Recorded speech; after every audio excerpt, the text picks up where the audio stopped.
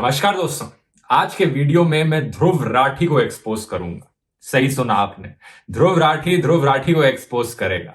लेकिन ये आसपास का जो सेटअप है इतना एक्सपोजे वाला नहीं लगता, तो पहले इस सेटअप को चेंज किया जाए।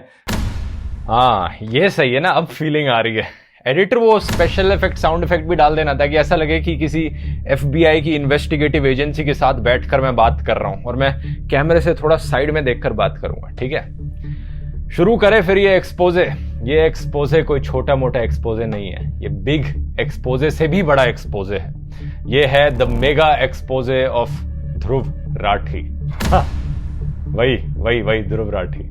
इस मेगा एक्सपोजे का शुभ आरंभ मैं करना चाहूंगा यहाँ पर एक विक्टिम कार्ड खेल कर, ताकि आपके दिलों में मेरे लिए सिंपैथी आ जाए और आपको लगे कि मैं कुछ बड़ा एक्सपोज करने वाला हूं यहाँ पर। शुरुआत में मैं कहना चाहूंगा, जो भी मैं इस एक्सपोजे वीडियो में कहूंगा, इसके बाद मेरी जान को खतरा हो सकता है। अगर मेरी जान को कुछ होता है तो उसके लिए रिस्पॉन्सिबल होगा कौन? ध्रुव राठी, आकाश बैनर्जी, क्विंट, वायर, स्क्रॉल, ये सारे न्यूज़पेपर्स और मीडिया ऑर्गेनाइजेशंस जो आज के दिन सरकार पर सवाल उठाने की हिम्मत करते हैं। क्योंकि आप सबको भी बड़ी तकलीफ होती है इनके न्यूज आर्टिकल्स और वीडियोस देखकर, क्योंकि ये आपके फेवरेट सुप्रीम लीडर को क्रिटिसाइज करते हैं। तो आप भी बड़ी आसानी से रिस्पॉन्सिबल समझ लेना इनको, अगर मेरे को कुछ होता है या इस वीडियो को कुछ होता है तो। शुरुआत करते हैं। हमारी कहानी की शुरुआत होती है 23 दिसंबर 2011 से। याद है इस दिन क्या हुआ था? एक बड़ी पॉपुलर बॉलीवुड फिल्म रिलीज हुई थी जिसका नाम था डॉन 2। शाहरुख खान इसमें मेन एक्टर थे और ये फिल्म बड़ी सक्सेसफुल हुई थी। इस मूवी ने 280 करोड़ रुपीस बजट में कमाए थे। 280 करोड़ रुपीस, इस नंबर को याद रखना। जितने मैं नंबर्स बोलता हूं उतना ही आपको लगता है कि मैं बड़ी सीरियस बात करने वाला हूं यहाँ पर। इस मूवी के प्रोड्यूसर थे फरहान अख्तर। फरहान अख्तर को आप शायद जानते ही होंगे ऑलरेडी। हम इन्हें थोड़ी देर के लिए यहाँ पर रख देते हैं। हमारी कहानी में बड़े इंपॉर्टेंट किरदार निभाते हैं ये। मे बी आप में से बहुत से लोग ऑलरेडी जानते होंगे कि एक मूवी का प्रोड्यूसर वो इंसान होता है जो सबसे ज्यादा प्रॉफिट ले जाता है अगर एक मूवी सक्सेसफुल होती है तो। हमारी कंस्पिरेसी थ्योरी के मेगा एक्सपोजे के दूसरे इंपॉर्टेंट किरदार हैं शाहरुख खान। अब सब लोग जानते ही होंगे ऑलरेडी शाहरुख खान को। बाहर से मीडिया में देखकर ऐसा लगता होगा कि शाहरुख खान बड़े एंटी मोदी हैं। अगर आप भी इसमें बिलीव कर गए तो ये सच नहीं है। ऊपर से जो दिखता है अंदर जाकर कुछ और ही होता है। मैं एक यहाँ पर इंटरेस्टिंग पोएटिक कोट कहूंगा ताकि आपको लगे मैं यहाँ पर बड़ी इंटेलेक्चुअल बातें करने लग रहा हूँ। इंटरेस्टिंग बात यह है कि 20 अक्टूबर 2019 को शाहरुख खान की यहाँ फोटो हमें दिखती है किसी और के साथ नहीं बल्कि नरेंद्र मोदी, देश के प्रधानमंत्री के साथ। इस फोटो में देखकर कोई भी बता सकता है कि कितना इमोशनल कनेक्शन है दोनों के बीच में। क्या आप जानते हैं फोटो किस इवेंट में ली गई थी? ये फोटो ली गई थी चेंज विद इन नाम के इवेंट में, जिसमें गांधी जी के मैसेज को प्रमोट किया जा रहा था of non violence and peace, जहां पर मोदी जी और शाहरुख खान इस एजेंडा को प्रमोट करने लग रहे थे, नॉन वायलेंस के एजेंडा को। और क्या आप जानते हैं और कौन इस नॉन वायलेंस के एजेंडा को प्रमोट करता है? और कोई नहीं बल्कि हमारे ध्रुव राठी। 30 जनवरी 2019, लिंक डिस्क्रिप्शन में डाल दूंगा मैं, प्रूफ नीचे मौजूद है। ध्रुव राठी ने ट्वीट किया था गांधी के मैसेज को प्रमोट करते हुए। क्या ये कोइंसिडेंस है? बिल्कुल हो सकता है, लेकिन हमारे धागे तो अभी बस कनेक्ट होने धीरे धीरे शुरू ही हुए हैं। आगे सुनिए इस मेगा एक्सपोजे में क्या क्या देखने को मिलेगा। 3 जुलाई 2018, फरहान अख्तर मिलते हैं ध्रुव राठी के साथ वियना के किसी रेस्टोरेंट। अब देखिए हमारे धागे कैसे कनेक्ट होते हैं यहाँ पर। फरहान अख्तर ने एक मूवी बनाई शाहरुख खान की डॉन 2, जिसका नाम डी से शुरू होता है। ध्रुव राठी का नाम भी डी से ही शुरू होता है। क्या कोइंसिडेंस है? हो सकता है कोइंसिडेंस, लेकिन कितने कोइंसिडेंसेस हैं जो साथ साथ होंगे। उसके बाद शाहरुख खान मिलते हैं नरेंद्र मोदी जी के साथ एक इवेंट में जो गांधी जी को प्रमोट करता है, और ध्रुव राठी भी यहाँ गांधी जी को प्रमोट करते हुए दिखते हैं। 280 करोड़ रुपीस का प्रॉफिट कमाती है वो डॉन 2 की फिल्म। क्या वियना के इस रेस्टोरेंट में बिल पे करते वक्त फरहान अख्तर ने यही 280 करोड़ रुपीस ध्रुव राठी तक दिए थे? यहां पर एक मनी लिंक एस्टेब्लिश हो जाता है नरेंद्र मोदी से लेकर ध्रुव राठी तक। अगर आपको लगता है मनी ट्रेल काफी नहीं है इस लिंक को प्रूफ करने के लिए, तो एक और इंसिडेंट है मेरे पास। शाहरुख खान ने PM केयर्स फंड में डोनेशन करी थी, जिस फंड को मोदी खुद प्रमोट करने लग रहे। अब तो सारे लिंक यहां पर एस्टेब्लिश हो जाते हैं। और कई ध्रुव राठी के फैंस आपसे कहेंगे कि ध्रुव राठी तो मोदी के खिलाफ वीडियो बनाता है, ऊपर ऊपर से दिखाने के लिए इनका एजेंडा कुछ और होता है, लेकिन नीचे जो सटल प्रोपेगेंडा चल रहा होता है वो इसका उल्टा ही होता है। ये देखिए ध्रुव राठी का सबलिमिनल प्रोपेगेंडा, बड़ी चालाकी से ये आपका ब्रेन वॉश करते हैं बीजेपी को सपोर्ट करने में। ऑरेंज कलर की टी शर्ट बाहर बाहर से दिखाएंगे कि बीजेपी के अगेंस्ट बोलते हैं वीडियोज में, लेकिन अंदर अंदर जाके अगर इनके वीडियोस एक्चुअली में डिटेल में देखने लगेंगे तो आपको पता लगेगा कि कितना मोदी को सपोर्ट करते हैं। उत्तर प्रदेश में दोस्तों हर एक बच्चे को एनसेफेलाइटिस के अगेंस्ट वैक्सीनेट कर दिया गया है और ये इतनी सक्सेसफुल हुई कि यूनिसेफ ने भी कांग्रेचुलेट किया है यूपी गवर्नमेंट को यहाँ पे। यानी मुझे लगता है कि आर्टिकल 370 को हटाने से ज्यादा डेवलपमेंट होगा कश्मीर में। कांग्रेस की सरकार के अंदर इन्फ्लेशन और महंगाई बहुत बड़े मुद्दे हुआ करते थे। मोदी सरकार ने दोस्तों उनसे बेहतर परफॉर्मेंस करी है इस एस्पेक्ट। कि हमारी सरकार जो नई एजुकेशन की पॉलिसी लेकर आई है, इन्होंने अपनी नई पॉलिसी में ऑलमोस्ट सारे मेजर क्रिटिसिज्म के पॉइंट्स को एड्रेस कर लिया है और ये एक रेवोल्यूशनरी चेंज लाए हैं हमारे इंडियन एजुकेशन सिस्टम में। तो कांग्रेस को मिलते हैं 1.9 आउट ऑफ 5 मार्क्स इनकी 10 साल की परफॉर्मेंस के लिए। मोदी एक बेटर पीएम मटेरियल है as compared to Rahul Gandhi. तो इस वीडियो में बताए गए फैक्ट्स के थ्रू क्लियरली प्रूव हो जाता है कि ध्रुव राठी एक पेड इंसान है।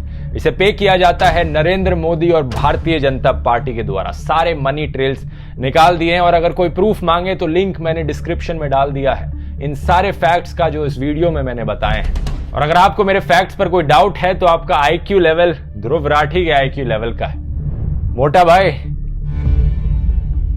अब इससे पहले आप लॉजिकली सोचने लग जाओ और आपके दिमाग में सवाल आने लग जाएं इस कंस्पिरेसी थ्योरी को लेकर, मैं यहां पर डेथ थ्रेट्स देने लग जाऊंगा, वायलेंट थ्रेट्स देने लग जाऊंगा ताकि आप इमोशनल हो जाओ, गुस्से में हो जाओ और आपका लॉजिकल माइंड स्विच ऑफ हो जाए। ये जानते हुए कि YouTube की पॉलिसी के खिलाफ जाते हैं डेथ थ्रेट्स। और इस मेगा एक्सपोजे के एंड में एक आखिरी विक्टिम कार्ड, अगर ये वीडियो हटाया जाता है तो ये मेरे डेथ थ्रेट्स की वजह से नहीं होगा, ये होगा इन सब की एक बड़ी साजिश की वजह से। तो याद रखिए मैं डेथ थ्रेट्स दूंगा लेकिन विक्टिम यहां पर मैं हूं। और प्लीज शेयर कीजिए इस वीडियो को मेरी नेशनलिस्ट सेना, क्योंकि मेरी जान यहां पर खतरे में है और जिन लोगों के खिलाफ मैं बोलता हूं वो सारे एंटी नेशनल हैं।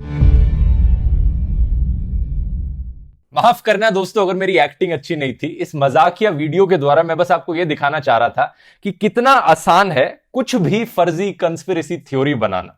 और ऐसी कंस्पिरेसी थ्योरीज में जितनी बड़ी एक्यूजिशंस होंगी उतना ही मुश्किल हो जाता है इन्हें डिसप्रूव करना। अब इसी कंस्पिरेसी थ्योरी का एग्जांपल ले लो। मैं आपसे कहने लग रहा हूं नरेंद्र मोदी देश के प्रधानमंत्री मुझे पैसे देते हैं पॉलिटिकल वीडियोस बनाने के लिए। यह है मेरी कंस्पिरेसी थ्योरी। इसके लिए मैंने आपको प्रूफ दिखाया अपने वीडियो के शुरू में। आप मुझे गलत साबित करके दिखाओ कि नरेंद्र मोदी मुझे पैसे नहीं देते वीडियो बनाने के। आप कर ही नहीं पाओगे जब तक नरेंद्र मोदी खुद अपने मुंह से नहीं बोलेंगे कि मैं ध्रुव राठी को पैसे नहीं देता वीडियो बनाने के। लेकिन मैं अब यहां पर कहता हूं जब तक नरेंद्र मोदी अपना मुंह नहीं खोलेंगे इस चीज पर, इसका मतलब मैं सही हूं। मेरी थ्योरी यहां पर सही है। मैंने अपने यहां पर प्रूफ दिखा दिए हैं, फैक्ट्स दिखा दिए हैं जो कि कोइंसिडेंटल है लेकिन फैक्ट्स हैं। इस पूरे लॉजिक में कुछ गलत लग रहा है आपको? एक बड़ी फेमस कहावत है यहां पर दोस्तों, the burden of proof lies on the accuser. अगर मैं यहां पर किसी को कोई काम करने के लिए अक्यूज करने लग रहा हूं तो ये मेरा काम बनता है कि मैं अपना प्रूफ दिखाऊं कि उसने ये काम किया है। उस बंदे का काम नहीं है मेरी चीज को, मेरे एक्यूजिशन को डिसप्रूफ करना। मेरा काम है अपने एक्यूजिशन को प्रूफ करना। यही रीजन है दोस्तों कि जो भी कंस्पिरेसी थ्योरीज होती हैं, ये जो फर्जी कंस्पिरेसी थ्योरीज बनाई जाती हैं, इन्हें डिसप्रूफ करना इतना मुश्किल होता है। जब से मैंने YouTube वीडियोस बनाने शुरू किए हैं दोस्तों, जब से आप लोगों ने इन वीडियोस को पसंद करना शुरू किया है, शेयर करना शुरू किया है, तभी से ही ढेरों कंस्पिरेसी थ्योरीज उठी है मेरे बारे में कि मेरे परिवार के ये पॉलिटिकल कनेक्शन है, मेरे पापा इस पॉलिटिकल पार्टी में थे, ये फलाना ढिमकाना पार्टी मेरे को पे करती है वीडियोस बनाने के लिए। और अभी लेटेस्ट कंस्पिरेसी थ्योरी ये उठी है कि मैं एंटी नेशनल हूं, देश की इकोनॉमी का सत्यानाश हो गया है पर्सनली मेरी वजह से। और सिर्फ मैं ही नहीं, कई और मीडिया हाउसेस को एक कंस्पिरेसी थ्योरी ने एंटी नेशनल ठहरा दिया है। जॉर्ज सोरस इन सब की फंडिंग करता है, इंक्लूडिंग मेरी फंडिंग करता है। ऑब्वियसली ये सारी कंस्पिरेसी थ्योरीज सरासर झूठ हैं, लेकिन जरा सोचकर देखिए मेरे पर्सपेक्टिव से कितनों को मैं डिसप्रूव करने बैठूंगा यहां पर। अगर मैं हर ऐसी फर्जी कंस्पिरेसी थ्योरी के ऊपर वीडियो बनाने बैठ गया तो सारे वीडियोस मेरे फिर इन्हीं के ऊपर ही बनते जाएंगे और ये नॉर्मल एजुकेशनल वीडियोस में नहीं बना पाऊंगा। लेकिन अगर इन कंस्पिरेसी थ्योरीज के ऊपर मैं कुछ नहीं बोलता तो लोग कहते हैं कि भाई तूने कुछ नहीं बोला तो इसका मतलब ये कंस्पिरेसी थ्योरी सच ही होगी यहां पर। ये वही मोदी वाला लॉजिक हो गया ना। जैसे मैंने वीडियो के शुरू में कहा था, मेरी कंस्पिरेसी थ्योरी ये है कि नरेंद्र मोदी मुझे पैसे देते हैं, लेकिन अगर नरेंद्र मोदी इस पर अपना मुंह नहीं खोलेंगे तो इसका मतलब ये कंस्पिरेसी थ्योरी सच्ची है। लॉजिक नहीं बनता इस चीज का। लेकिन एट द सेम टाइम मैं ये एक वीडियो बनाना चाहता हूं, आज तक जितनी भी ऐसी कंस्पिरेसी थ्योरीज आई हैं और आज के बाद जितनी भी ऐसी कंस्पिरेसी थ्योरीज आएंगी मुझे बदनाम करने के लिए या किसी भी और को बदनाम करने के लिए, आप कैसे पहचान सकते हैं कि कौन सी फर्जी है, कौन से जो प्रूफ दिखाए जा रहे हैं वो सही हैं और कौन से गलत है। क्रिटिकल थिंकिंग और लॉजिकल रीजनिंग इस सब का बेसिस है। अगर आपने मेरा ये लॉजिकल फैलेसीज वाला वीडियो देखा है तो आपके लिए काम काफी आसान हो जाएगा। उस वीडियो में मैंने ढंग से एक्सप्लेन किया है कि क्या क्या मेन फ्लॉज हैं जो आर्ग्यूमेंट्स में आ सकते हैं, जो आप पहचान सकते हैं किसी के आर्ग्यूमेंट में, ये फर्क बताने के लिए कि अगर कोई प्रूफ यहां पर प्रेजेंट कर रहा है वो कितना लेजिट है और कितना फर्जी है। अगर नहीं देखा तो जरूर रेकमेंड करूंगा, लिंक मैंने नीचे डिस्क्रिप्शन में डाल दिया है इस वीडियो का। क्योंकि इन सारी फर्जी कंस्पिरेसी थ्योरीज में कोई ना कोई लॉजिकल फैलेसी जरूर होती है। एक एग्जाम्पल को लेकर देखते हैं। हमारे ये फेमस फर्जी कंस्पिरेसी एक्सपर्ट हैं जिन्होंने हम सबको एंटी नेशनल डिक्लेयर किया है। इनका नाम नहीं लूंगा मैं, फ्री में पब्लिसिटी नहीं देना चाहता, इन्हें मैं नाडा करके बुलाऊंगा। तो नाडा ने एक्यूजिशन किया है कि कुछ न्यूज ऑर्गेनाइजेशंस का नाम ग्रेटा की टूल किट में मेंशन था, पॉजिटिव तरीके से उन न्यूज ऑर्गेनाइजेशंस की तारीफ करी जा रही थी, और इन्हीं न्यूज ऑर्गेनाइजेशंस ने कुछ महीने पहले अपना एक ग्रुप फॉर्म किया था, डीजी पब। दो अनरिलेटेड इवेंट्स, इन दोनों को हमारे मास्टर साहब जबरदस्ती कनेक्ट करने की कोशिश करते हैं और लिंक दिखाते हैं। इस लिंक के द्वारा ये कंक्लूजन निकालते हैं कि ये सारे न्यूज ग्रुप्स एंटी नेशनल हैं, इंक्लूडिंग मी। मैं भी एंटी नेशनल हूं क्योंकि मैं न्यूज ग्रुप्स के आर्टिकल्स अक्सर अपने वीडियोस में इस्तेमाल करता हूं। अब एक सेकंड के लिए जरा आप अपना दिमाग लगाकर देखो, इस पूरी आर्ग्यूमेंट में लॉजिक कहां पर है। कुछ नाम अगर यहां मेंशन होंगे और कुछ नाम अगर यहां मेंशन होंगे तो उन्हें कनेक्ट कैसे किया जा सकता है, और ऊपर से एंटी नेशनल कैसे डिक्लेयर किया जा सकता है इसके बेसिस पे, वो कंक्लूजन कैसे आ गया। और ये सिर्फ एक इंस्टेंस नहीं है, हमारे नाडा जी बार बार अपने ऑलमोस्ट हर वीडियो में ऐसे ही लॉजिक का इस्तेमाल करते हैं। कई बार वो अक्सर अपने वीडियोस में मेंशन करते हैं कि कैसे जॉर्ज सोरस फंडिंग करते हैं कई एनजीओज की, ह्यूमन राइट्स ऑर्गेनाइजेशंस की, पॉलिटिकल पार्टीज की। जॉर्ज सोरस फेमस बिलियनर है यहां पर, अगर आपको पता नहीं तो। और हमारे नाडा जी यहां पर एक्यूज करते हैं कि ऑलमोस्ट हर दूसरा leftist organisation, group, NGO, media house, ये सब जॉर्ज सोरस के द्वारा फंडेड हैं, इंक्लूडिंग मी। मुझे भी जॉर्ज सोरस बिलियनर भाई साहब पैसे देते हैं। अब आप में से जो लोग दोस्तों नाडा जी की आइडियोलॉजी को सपोर्ट करते हैं उनको ये लॉजिकल फैलेसीज इतनी आसानी से दिखेंगी नहीं, क्योंकि जब आप इमोशनल हो जाते हैं तो आपका लॉजिकल माइंड स्विच ऑफ हो जाता है। तो उनके लिए एक सिमिलर एग्जांपल मैं यूज करना चाहूंगा दूसरी साइड से।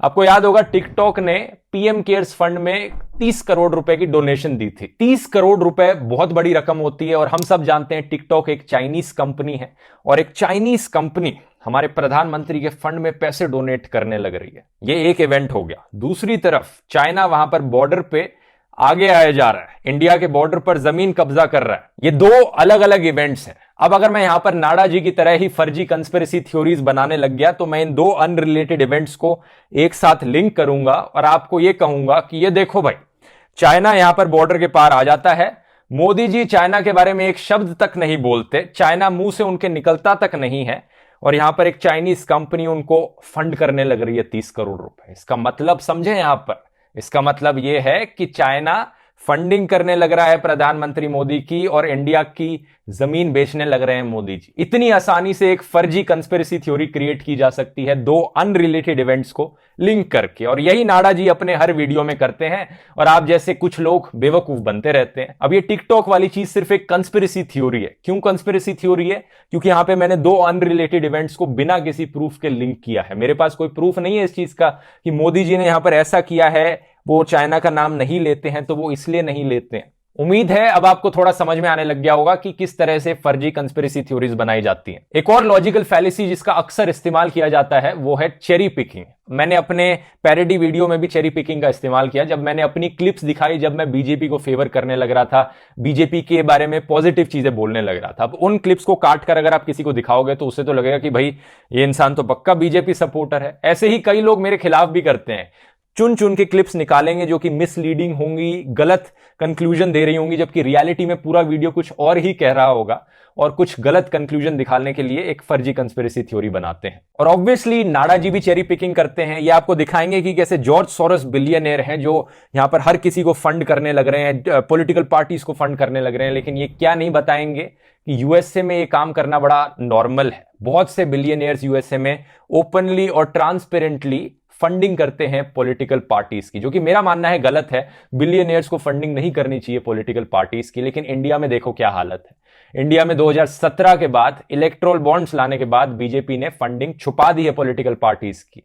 फॉरेन फंडिंग हो सकती है इंडिया में पॉलिटिकल पार्टीज की, लेकिन हमें पता नहीं चलेगा उसके बारे में।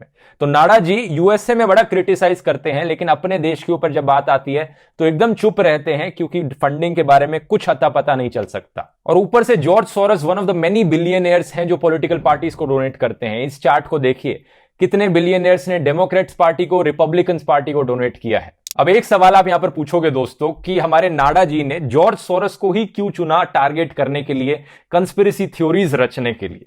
इस सवाल का जवाब दोस्तों बड़ा सिंपल है, क्योंकि एक नंबर के चिंदी चोर हैं। फर्जी कंस्पिरेसी थ्योरीज इन्हें बनानी है, लेकिन ये भी ओरिजिनल तरीके से अपनी खुद की नहीं बना सकते। ये जॉर्ज सोरोस वाली कंस्पिरेसी थ्योरीज दोस्तों चुराई गई हैं। पहले ऑस्ट्रेलिया में राइट विंगर्स ने, अमेरिका में राइट विंगर्स ने और हंगरी में राइट विंगर्स ने जॉर्ज सोरोस की कंस्पिरेसी थ्योरीज बनाई थी, और इन्हीं कंस्पिरेसीज को चुरा कर हमारे नाडा जी ने अपने इंडियन तरीके में पैकेज करके आपको दिखा दी। ये बीबीसी का आर्टिकल है जिसमें आप डिटेल में देख सकते हैं कि किस तरह से राइट विंग ग्रुप्स ने अलग अलग कंस्पिरेसीज बनाई हैं जॉर्ज सोरोस के खिलाफ, जो कि झूठी हैं। एक रीजन ये आप कह सकते हो कि जॉर्ज सोरोस को ही इन सारे राइट विंगर्स ने क्यों टारगेट किया, क्योंकि जॉर्ज सोरोस ने ओपनली दुनिया भर के राइट विंगर्स के खिलाफ बोला। इसके अलावा बार बार रेड हेरिंग लॉजिकल फैलेसी का भी इस्तेमाल किया जाता है, personal accusation, death threats, violent threats, ताकि लोगों का ध्यान भटक जाए और लोग इमोशनल फील करें लॉजिकली सोचने की जगह। मुझे लगता है ये एग्जांपल्स काफी थे। अब मैं आप पर छोड़ता हूं, आप नीचे कमेंट्स में लिखकर बताइए कि आपको और कौन सी लॉजिकल फैलेसी देखने को मिली हमारे नाडा जी के वीडियोस में और मेरी खुद की बनाई कंस्पिरेसी में। जितना आप इन चीजों के बारे में सोचेंगे उतने ही ज्यादा अच्छे बनते जाएंगे इन्हें पहचानने के मामले में। और ना सिर्फ इससे आप अपने परिवार को, फ्रेंड्स को कंस्पिरेसी थ्योरी से बचा सकते हैं, बल्कि आपकी खुद की क्रिटिकल थिंकिंग और लॉजिकल रीजनिंग भी इंप्रूव होगी, जो कि आपकी लाइफ में आगे काम भी आएगी। अब बात करते हैं दोस्तों नाडा जी के असली एजेंडा के बारे में, जो कि आप में से कई लोगों को ऑलरेडी क्लियर हो चुका होगा कि क्या है ये। इनका एजेंडा है, जो भी बीजेपी के खिलाफ आवाज उठाएगा, सरकार के खिलाफ आवाज उठाएगा, रूलिंग पार्टी के खिलाफ, उन्हें एंटी नेशनल डिक्लेयर करना। अब चाहे ये कोई मीडिया ऑर्गेनाइजेशन हो जो अपना काम कर रही हो सरकार को क्रिटिसाइज करने का, उन्हें एंटी नेशनल बोलना। कोई ह्यूमन राइट्स ऑर्गेनाइजेशन हो जो अपना काम कर रही हो ह्यूमन राइट्स के फेवर में बोलने का, उन्हें एंटी नेशनल बोलना। कोई एनजीओ हो जो एनवायरमेंट के सपोर्ट में बात कर रहा हो, उन्हें एंटी नेशनल बोलना। चाहे वो हमारे किसान ही हो सरकार के खिलाफ प्रोटेस्ट करने वाले, उन्हें एंटी नेशनल बोलना। चाहे हमारे सोशल मीडिया ऑर्गेनाइजेशन ही क्यों ना हो, उन्हें भी एंटी नेशनल बोलना। विकिपीडिया जैसी ऑर्गेनाइजेशन तक को भी एंटी नेशनल बोलना। तो आप सोचोगे भाई बचा क्या, इन्होंने हर किसी को तो एंटी नेशनल घोषित कर दिया है। यहां पर बचा दोस्तों इनका ओप इंडिया और स्वराज्य। ये दो सबसे ज्यादा यूज किए जाने वाले सोर्सेज हैं हमारे नाडा जी के। और क्या है खास बात इन सोर्सेज के बारे में, ये one of the only sources हैं जिन्हें विकिपीडिया ने रिजेक्ट कर दिया कि हम इन्हें एज सोर्स एक्सेप्ट नहीं करेंगे, क्योंकि ये इतने बायस्ड हैं और इतने फेक न्यूज फैलाते हैं। इंटरनेशनल फैक्ट चेकिंग नेटवर्क ने ओप इंडिया जैसी वेबसाइट को रिजेक्ट कर दिया, क्योंकि ये न्यूज वेबसाइट नहीं है, ये प्रोपेगेंडा वेबसाइट है। तो नाडा जी के ऑलमोस्ट हर वीडियो में आपको कोई ना कोई एक्सक्यूज मिलेगा किसी ना किसी तरीके से इन सबको एंटी नेशनल घोषित करने का। और अगर मजाक को साइड में रखकर अगर हम सीरियसली बात करें तो ये चीज एक्चुअली काफी डेंजरस है, क्योंकि